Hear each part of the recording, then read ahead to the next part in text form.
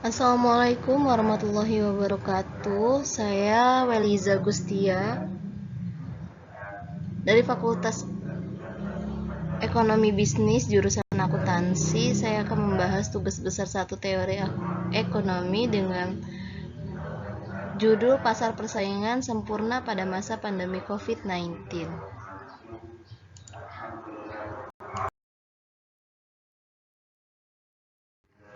Apa itu pasar persaingan sempurna? Pasar persaingan sempurna adalah sebuah jenis pasar dengan jumlah penjual dan pembeli yang sangat banyak serta produk yang dijual bersifat homogen. Pembentukan harga benar-benar terjadi karena keinginan produsen dan konsumen. Permintaan dari sisi konsumen, sedangkan penawaran dari sisi produsen atau penjual. Bentuk pasar persaingan sempurna ada di bidang produksi dan perdagangan hasil pertanian serta perikanan. Ciri-ciri pasar persaingan sempurna. Yang pertama, jumlah pembeli dan penjual banyak. Yang kedua, barang atau jasa yang diperjualbelikan bersifat homogen. Yang ketiga, faktor produksi bebas bergerak. Yang keempat, adanya kebebasan untuk mengambil keputusan. Yang kelima, pembeli dan penjual mengetahui keadaan pasar. Yang keenam, produsen bebas keluar masuk pasar. Kelebihan pasar persaingan sempurna. Yang pertama, harga terbentuk tanpa ada campur tangan perintah maupun asosiasi produsen. Yang kedua, harga benar-benar terbentuk melalui mekanisme harga. Yang ketiga, dalam jangka panjang akan terjadi harga yang menguntungkan konsumen karena harga dibentuk dari biaya rata-rata minimum. Yang keempat, tidak memerlukan adanya iklan karena jenis barang, kualitas, dan harga hampir sama. Kekurangan pasar persaingan sempurna.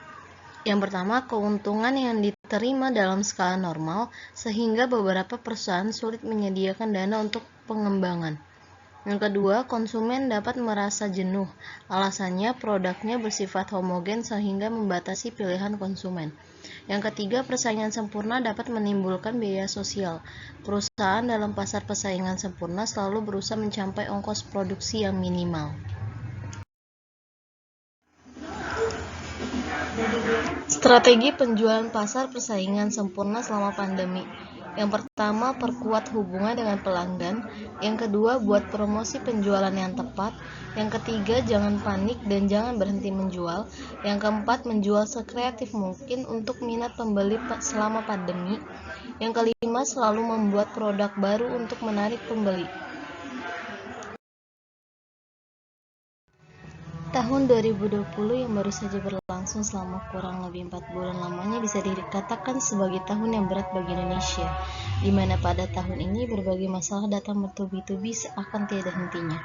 COVID-19 yang melanda berbagai negara di belahan dunia sangat menggegerkan masyarakat dan mengakibatkan berbagai masalah negara yang timbul, khususnya masalah perekonomian negara. Berbagai masalah perekonomian tersebut, seperti meningkatnya pengangguran, anjloknya pendapatan negara, kriminalitas meningkat, dan masih banyak lagi masalah lainnya.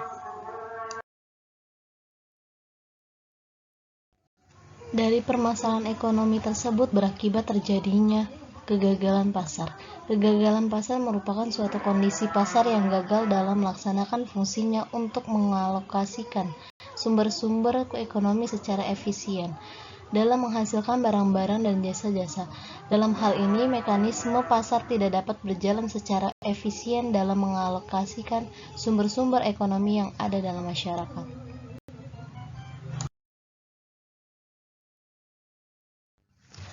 Akibat pandemi COVID-19 ini juga berimbas pada pertumbuhan negara. IMF memperkirakan pertumbuhan ekonomi Indonesia 2020 hanya 0,5% sebagai imbas pandemi COVID-19. Tapi pada tahun 2021 diperkirakan akan bangkit dengan tingkat pertumbuhan ekonomi mencapai 8,2%. Dan kini perlahan masyarakat Indonesia dan negara Indonesia mulai kembali bangkit untuk pertumbuhan ekonomi pasar sempurna, agar perekonomian menjadi normal kembali seperti sedia kala, bahkan jauh lebih baik dari sebelumnya.